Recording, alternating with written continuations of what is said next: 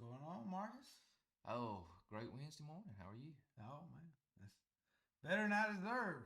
Better than I deserve. I hear you. How y'all doing today? I hope everybody that's watching is having a great day. I hope y'all woke up with the sun shining and enjoying all the beautiful weather we've got because it's gotten very pretty in the past few days. Yeah, something's blooming tore my allergies up yesterday. So Oh, I okay. had to get back on the Zyrtec. Yeah. Trying to. That's the only thing that happens, man. Whenever the spring pollen comes in, we live in the South, which I know that the audience can tell by our dialects. But with us living in the South, we have some pretty harsh springs whenever it comes to allergy season. Yeah, all that pollen out there. Oh It's not man, the big pollen that gets me. It's something small because the big. Not everything's yellow like it was at one time, but there's something blooming right now that's got me driving down the road sneezing my head off. I hear you. Well, it's funny up north. It's kind of funny. It's like every fall they'll hit that season where it's not snowed yet. It's not snowed yet. And then one day you wake up and it's white out everywhere. Well, it's like the same down here. You know what I mean? It's Yeah. like one day you wake up, there's no pollen yet. I'm checking. And then out of nowhere, Every, like you wake up, it's yellow season. yeah, Everything's yellow. You can't get it off your clothes. And every time you breathe it in, you end up sneezing. yeah, absolutely. Well, Marcus, uh, you know, I've had a week, if you want to say that, and I want to tell everybody about the successes that we've had. I think all too often, whenever we find ourselves in a successful season, um, I think a lot of times we feel like it's our efforts that got us there. And oftentimes I feel like we give ourselves a lot of credit. But today, I want to make sure that we're putting that credit exactly where that goes. Right. Trying to stay humble's hard. It is, especially in a season of success. Yeah, when things are going well. So, Marcus, I want to talk to you about this whole thing because really and truly, I feel like, in my beliefs, that God is in control. Like, whenever I say He's in control, I'm literally saying I think the circumstances and events that happen in our lives came through His hands. Not saying that God wanted a negative thing in your life, but God used a negative thing in your life would be more accurate because that's how He molds us. He gets us to where we need to be, makes us into the men and women that we're supposed to be so that we can be tools for Him, which is the goal. I think a lot of it also is perspective. We all go through down times, negative things, and our perspective on it determines how that affects us and how we allow others to view us. You can let something really eat you up and dwell on it, or you can look at these down times, bad situations, and say, well, what can I learn from that? How can that make me a better person? How can this develop me versus tearing me down? You know, that's something that I think that I struggle with. I think everybody does, especially men. And one bad thing about men is we tendency to have a tendency to isolate if things aren't going real well. We kind of shut down and isolate versus reaching out. Well, you hit the nail on the head. So we are currently signing Marcus up for counseling, is it, or psychiatry? You're just reading between the lines Yeah. today. Well, and I remember there's a story in the New Testament in Luke and Mark about a paralyzed man, and he had four friends took him to see Jesus for healing, and Jesus was in this house, and they couldn't get him in there, so they got this guy, hoisted him up on the roof of this house, tore a hole in this roof, and lowered him down to Jesus for healing, and Jesus healed him, and this guy was healed off the faith of his four friends that carried him there, that each had a corner of this mat. So I find myself asking myself, who are my four friends that I have in my corners to carry my mat when I need to be carried to Jesus for healing? I mean, and as men, I don't think we do a good job of picking out four godly men to be in each one of our corners to lift us up. I think we do a terrible job of it. I've done a terrible job of it, but I think it's very important that we reach out, and that's partly how you and I got here to this. Me looking out, trying to find my four mat carriers, and I picked you to reached out to you to see if you wanted to be one of them. And dude, I can't be more grateful. That literally, it changed my life, dude. I'm doing stuff right now that I was not doing a year from ago.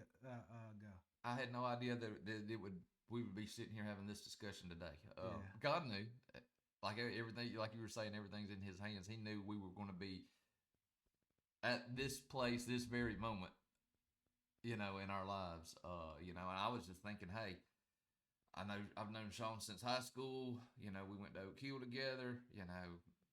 This is somebody I could see if he's interested in meeting weekly and just praying for each other. And you were very receptive and excited about it. And we need to definitely be reaching out to other men to do the same thing and encouraging other men to do the same thing. I mean, I've gone through some difficult times in my life, and I think back at some of the godly men that I reached out to pray for me, and glad I had those relationships with those guys. Well, I can honestly say that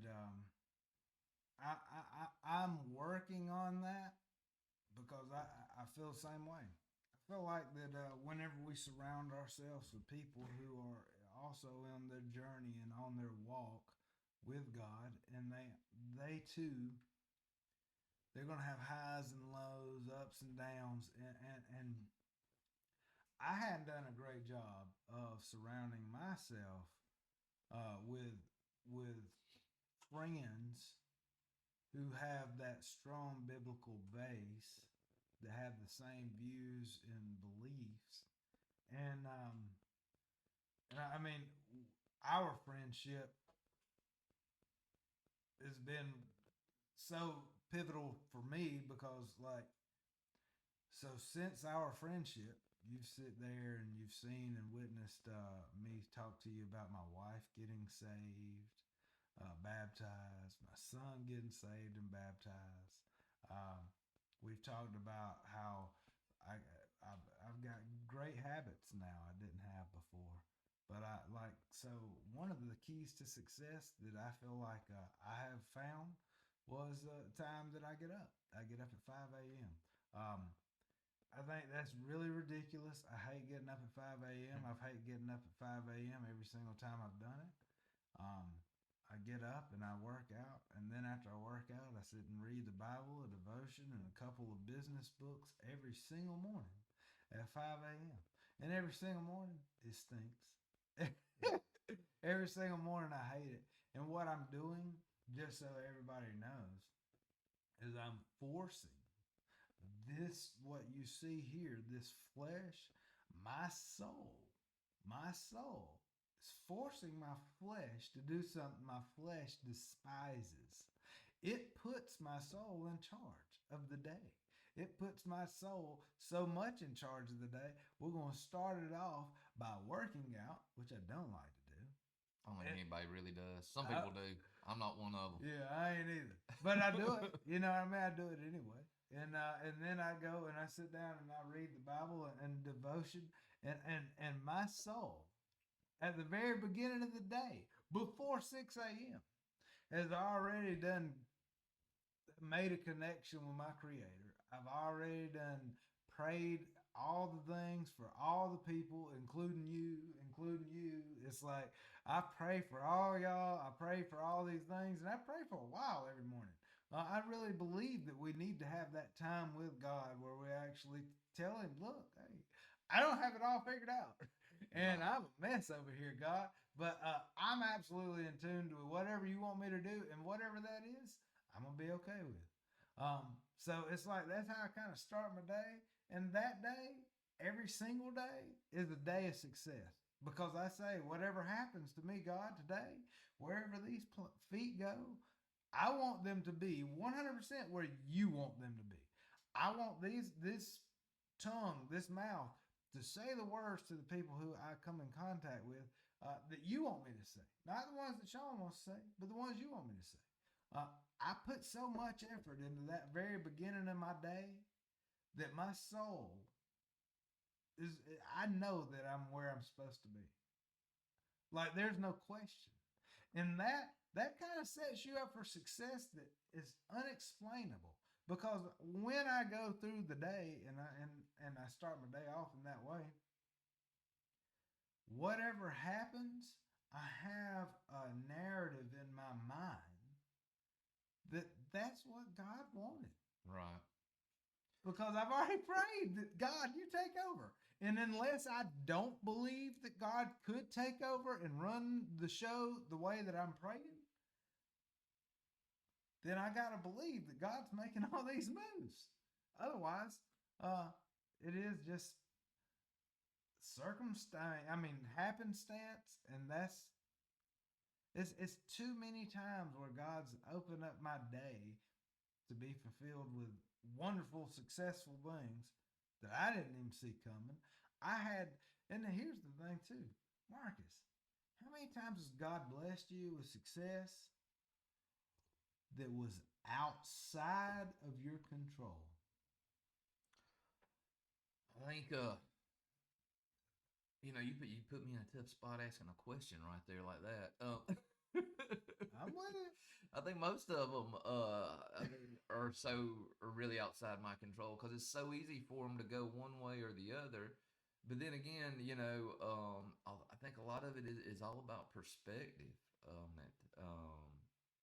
Your success. I mean, just looking at this, they asked a question in one of my men's group, how do you handle the down times? And I was just like, be grateful for everything. I mean, if you look around, we're sitting here drinking coffee. I'm thankful we got coffee. That's success right there. Yeah, it is. That not everybody had money to buy coffee this morning. Yeah, you're right. It's success that we woke up this morning. That's by God's design. God deemed it fit to wake us up this morning. I mean, the day's already successful, and then it ain't got started as soon as you wake up. See, that's the mindset we all should have. Right, and it's about perspective, having the right perspective on it. And it's hard to keep that, especially when things aren't going the way you wanted them to. I think was it yesterday? I posted a meme on Facebook, something about shoot, I can't even. Don't say you're having a bad day. Say you're having a character building day. I saw that. That's what it was. That's pretty good. So this might be bad, not the way I wanted it to go, but how is this going to? How can I use this or allow God to use this to build me up to make me better, and that makes it successful. And that's 100%. It's just all about perspective. It is. Well, I want to share a story with you. So, and the reason I want to share this story is because it's 100% about success that I've had, I didn't have the ability, I didn't have the means, I didn't have it was beyond me, and yet I found myself in success. So, this is just what happened. So my wife wanted to get married. This has been a while, of course. But whenever she wanted to get married, she went over here and she found this venue that was right down the road from where we lived, and the venue was gorgeous. So when we pulled up at the venue the very first time, she was showing me. Again, we live right down the road. She says, "This is where I want to get married." And I said, "Okay, that's really cool," because I mean, it was gorgeous. Like, whenever I say gorgeous, better than golf course, like better than golf course. I was blown away with the whole place, the venue. And then she told me, she said, "Yeah, so it's only going to be X amount of dollars." And this was X amount of dollars was tied to 3 zeros. And I was like, thousands. So now, if you know a lot about the wedding industry, really it was not being overcharged at all, and was common. But I was unfamiliar at the time with the wedding industry, and what I heard was a number that sounded like a wedding plus a honeymoon plus a wedding car when you got back. You know what I mean? It was like, holy camole.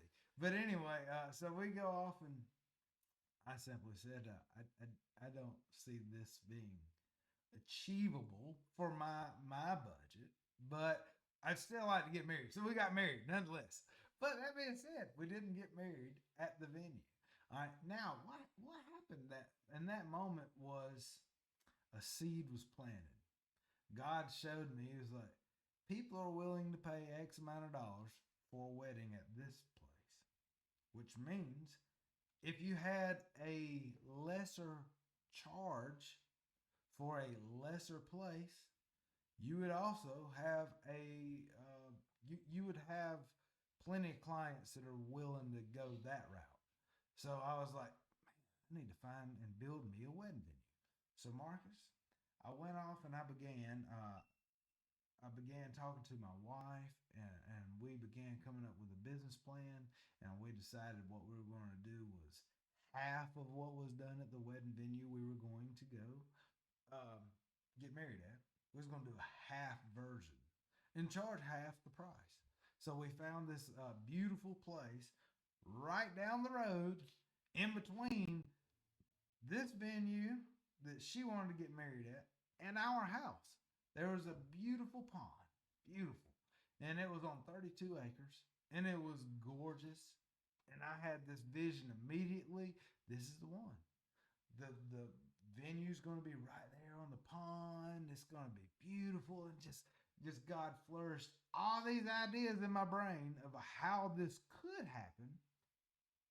Then we went and got what they call perk tests. Now, you and I are in real estate, so we know what a perk test is. Right. For those people who don't know, before you can build a building a structure or put in a septic tank, you have to have a perk test to make sure that the ground is going to be solid enough to hold the structure. Otherwise, sometimes it doesn't perk and the building could fall into the ground. You know. So that being said, we did 8 perk tests. 8. I paid, I think, $950 for 8 perk tests all over that 16 acres, and they all failed. What literally happened was the science said that there could not be any structures built on this 32 acres. That's what the science said. We were already under contract, so I had to terminate contract, and I lost the payment that I had to pay for the perk test. All right, so we're back on the market. We're looking for a second venue location. First venue location looked good, promising, fell apart. Second one, oh my goodness. I found 10 acres with a gorgeous, like 4-acre pond right in the middle of it. We sat there and we went to this property 4 or 5 times. Better pond, better location. This location was on a highway. So you got a 5-lane highway right out in front. You got an audience, in other words, you know, and it was like everything seemed so promising. This land was going to be half of the other one, so I'm like, if this just perks, it's going to be perfect. All right. Then we got finance for this, and the financing was, and this is not a joke, 5,000 shy. 5,000 shy. I'm like, your appraisal was 5,000 less. Like, that's so close in an appraisal world, right. You know, in real estate. Like, that's like, are you joking me right now? You're going to mess up my whole deal over $5,000? And you know, I was be honest, I was a little bit perturbed about this whole thing. I was like, you got to be kidding me, $5,000. Like, you know, I don't have that extra $5,000 because I've already showed you all my cards. Right. Oh yeah. And then you're going to separate my gap from success. My gap of success was $5,000. And guess what? I didn't make up that gap. So I ended up the second piece of land that we found, and we went went to this land several times. I spoke with a realtor several times. We negotiated several times. We had found the number that we were going to procure it at, and we could not get it. And at the time, I was so frustrated, man. I was like, God, you showed me this vision. And then you brought me all the way up to the finish line of success where I was about to buy it. And everything, man, we done had the grading company come out there. We done walked that land with a grader.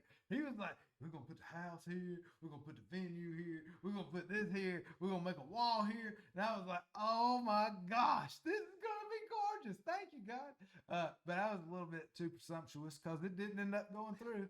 And I ended up, that whole deal fell apart and we lost again. So here's twice that it looked like God had given me a vision. It looked like he had given me a vision to do something with, and then both parcels of land ended up falling through beyond my control. Like I couldn't get them, but they were close, but just couldn't get them. Fast forward, a few months goes by, and I get a call from my wife. She says, you remember that wedding venue that I wanted to get married at that you said was too expensive? I remember that. Well, look, I want you to know that realistically, that could be ours now because it's for sale. And I was like, woohoo, for some rich joker that's going to buy it because I ain't got that kind of money. And I mean, realistically, the price tag was more than 5 times what my most expensive house has ever been. So let that sink in. Oh, yeah. I was not able to procure this on my best day. So I thought, and then we're going to say it, but God.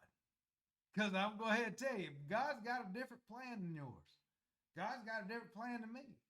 He put this thing in my head that says, Shaun, you want a venue? I want you to have a venue. I want you to learn how it is to run a venue. I want you to have these things. I want them to be a part of your experience. I didn't ever like having a wedding venue prior to seeing the wedding venue that I'm talking about. Never wanted a wedding venue. Not once in my life, ever. Not once, ever. And then after seeing it and the realization that God showed me what was possible with it, it began to be something that not only I wanted, but I dreamed about and I thought about over and over and over, and I couldn't get my brain off of it. And to the point where my wife's telling me there's this wedding venue that we looked for. And I'm sitting there, Marcus, you mean to tell me God shut down this first sale and the second sale to show me the original wedding venue I wanted or got the idea from? I didn't want it. I got the idea from. It's now for sale. And it's way out of my price range. And then, you know what? Out of nowhere, God worked a way.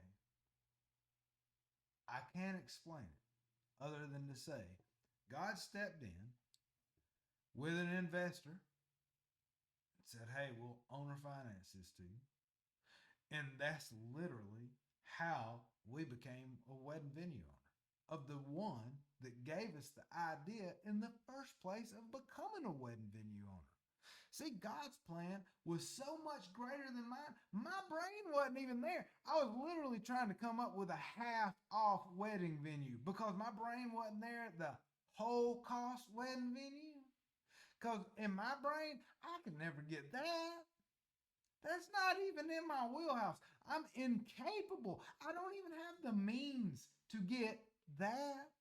Why would I dream about getting something I know? And that's the silliest thing, man. We oftentimes think we know when God's like, you don't know nothing. I got something way better. So here I am thinking that, I'm going to have to settle for a half-off wedding venue, but I'm going to love it, and I'm going to make it right, and I'm going to do good. And God's like,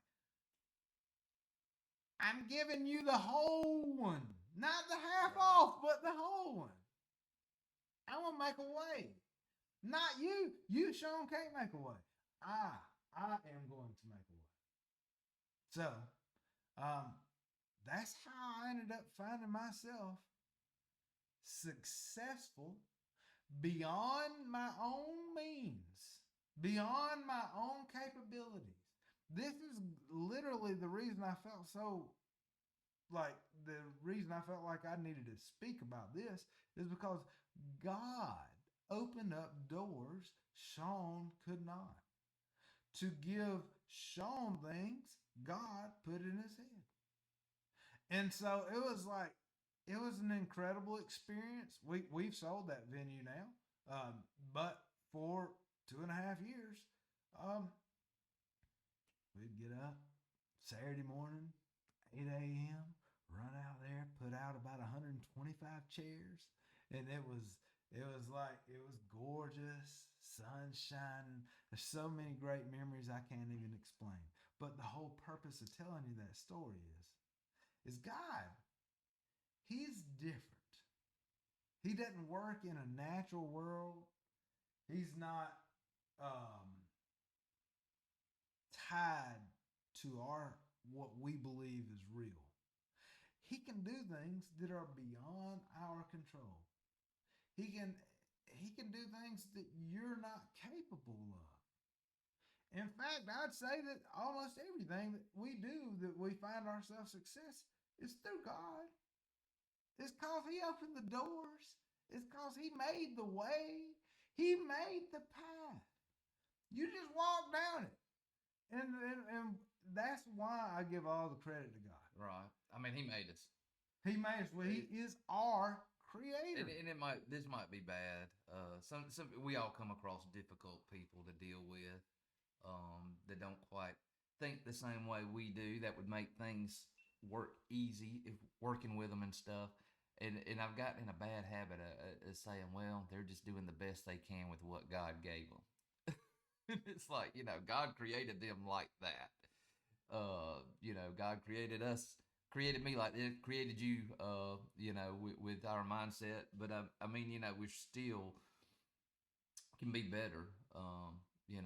Allowing ourselves to dig into the Word and using all our circumstances to make us better and try to be more receptive to other people's thoughts and how they work and stuff like that. So I don't know if it's necessarily bad for me to say, they're doing the best they can with how God made them or what God gave them to work with. I don't know if I'm always doing the best I can with what God gave me to work with. If I'm always a good steward of everything I have. Well, I can speak to that, and I can tell you this: I do not. Yeah, probably most of us don't.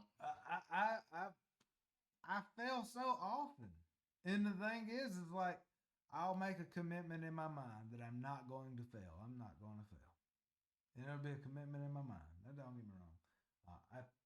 Now just talking it out loud just hit me like a ton of bricks. I should probably take a second step and say, let's pray to God and ask God for the strength to move on, to stay on task, to do the thing.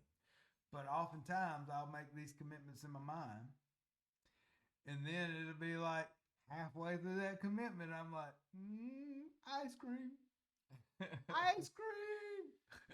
And I'm like, I can hear you calling my name, ice cream. And then it's like I literally sidetrack myself, squirrel moments. Oh, yeah. And then I find myself 3 hours later, I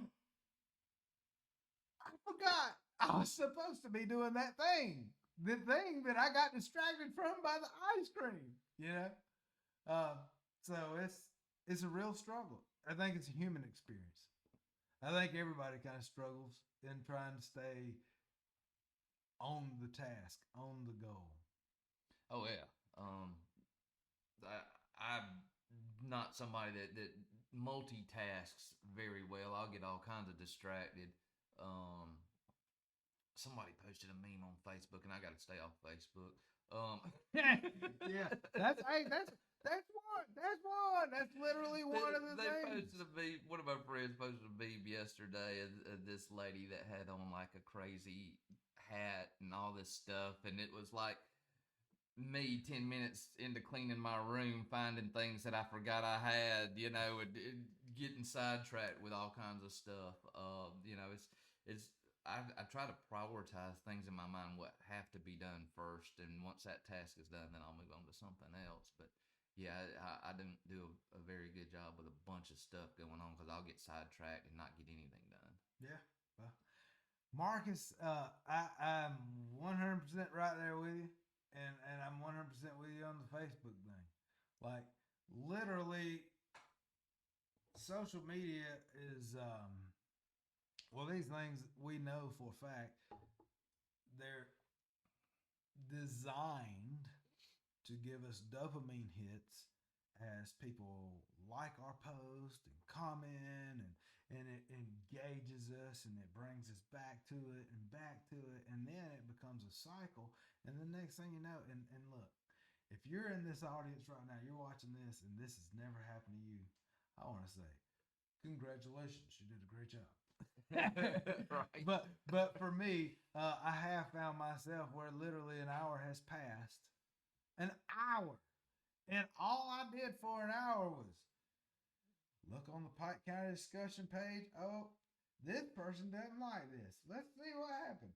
Oh, this person did this. Let me see. Oh, did you see what Sally Mae said?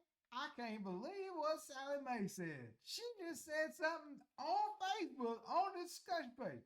Now, let's tell everybody about it. Let me send this to Marcus. Marcus, can you believe what Sally Mae said? And then next thing you know, an hour is gone. We've done nothing. Oh yeah. Like, we have done nothing. That hour is gone. Can't get it back. And it was wasted. So that's my experience on social media. I'm not a fan because I'm addicted. Not only a president, but I'm also a client. Yeah. At a hair club for me, a commercial. Oh yeah, I don't know anything about that. Yeah, me neither. But so to bring this into a conclusion for today, honestly, I think that the answer is that God does so many things in our lives that are out of our control, that we couldn't do, this beyond our means and capabilities. And then we find ourselves going through the circumstances and we don't recognize often that, oh, we did not get here. God brought us here like he did when he created us and brought us to earth. Like, we are 100% his and in his hands. And each and every day that we give ourselves to God and we say those prayers and we start those days off like that, like, to me, you can't beat that level of success. That level of success is unbeatable. Why? Because when you think that property is going down and failing, and by the way, all those 8 perk tests that failed led us to the venue that we wouldn't have had they been successful. The other property, the property on the 5-lane highway, had we gotten that property, we would not have gotten the property God had lined up for us. The property that was out of my reach and I was incapable of achieving, and yet we lived there for 2.5 years. So it's kind of like, were you? Or did you think that you, Shaun Ben, you are the one in control? Yeah, you're the one. So if you can't do it, it can't be done. And that's kind of how my brain was. I was like, well, these are what I'm capable of doing. And I, at not one time, thought about, hey, like, God's in the picture too. And he has a plan too. And if we follow his plan, we get the thing that we didn't even think was possible, was beyond our reach. We didn't even try for it because it was so far beyond our reach. So we listened to what we thought we was capable of doing. And I think that when we do that, we find ourselves really at a lesser place than God had intended us to be in the first place. So it's kind of like I think that success happens when we're okay with the journey, and we literally step foot and putting on the full body armor of God every morning, and then letting the day happen, and then being okay with the results. Absolutely. Being okay with the failures. That's so hard for a man. I don't know. I think women have a problem with it too, but I know for a man, like men are kind of made in a way where even if we believe in competition, even if we don't even want to compete with other people, because some people like some people they're just gonna bring 110% every single time. So they don't care if they beat anybody or lose against everybody because they know in their minds and their hearts they're bringing their absolute best every time. And then other people, they actually they work harder whenever they're competing because they want to be better than the other people that they're competing against so much they're going to work harder to achieve that. But that being said, is all the competing that there is that is in man. Um, Sometimes we got to stop and say, look, all the success was not from me. All this is not my ability. This is God's ability. This is God doing things through me that I didn't even know was possible to do. And I think that's truly one of the biggest things that we have to remember when we are in those successful seasons. Now, Marcus, you know this as well as I do. I want you to be in a successful season. I want our audience to also be in a successful season. And realistically, if there was any advice, the advice would be start your day out putting on the full body armor of God. Just start doing that. Like it's going to change your life. It's going to change your mind. It's going to take you from wherever you are to closer to Him. And when we grow closer to God, hey, it does not mean that the road gets smooth. In fact, I'll go ahead and tell you something. The closer I get to God, the more everything looks like I'm living in a world of chaos. I'm not even riding on the dirt road anymore. We didn't even take the power line. Now we're in a full out mud pit and about to go up a straight up cliff in our Jeep. That's what it feels like riding with God. Because it's like, oh, the road? Yeah, the smooth road, the one that you didn't have any problems with. That's probably the reason you didn't have any problems with. Because whenever we're not doing God's work and we're not spending our time, committed to Him, the devil likes that. Like literally, when you're on doing everything wrong, it feels like a smooth road because the devil's like, hey, you keep on sinning, son. Doggone, I got you a place down here just warming up. And then the whole time you're sitting there going through life, you sit there and really stop and think about, hey, that's the wrong road. That's not the road I want to take. I want to take the stairs, Absolutely. stairway to heaven. But that's where I'm at, doggone. I think success happens that way. I think when we give it to God, I think God opens up doors that we can't. And I think whenever we recognize that, we become a testimony for Him. So you can actually say, hey, God did this. Like, this right here, buddy, this is from God. Absolutely. It didn't come from me. Well, man, I need to get going today. Yeah, man. It was great talking to you, Mark. Absolutely, always. And I feel like starting out today, I feel a little bit more successful. Always. Yeah. Well, you want to take us out and pray? Yeah, I will. All right. Dear Father, I just thank you for this time we're able to spend together. Father, I just thank you for the friendship with Shaun. I thank you for his faith, Father. I just pray that you just help us see the success that you provide for us in our daily lives and in all that you do. And I just pray that you watch over and lead and guide us in Jesus' name. Amen. Amen. Well, thank y'all for joining us today. I hope y'all have a great week. I hope y'all have a great rest of your day. Hopefully this helped you in some kind of way. If you'd like us to talk about anything at all, like any subjects, we're down to talk about whatever. So leave us a message.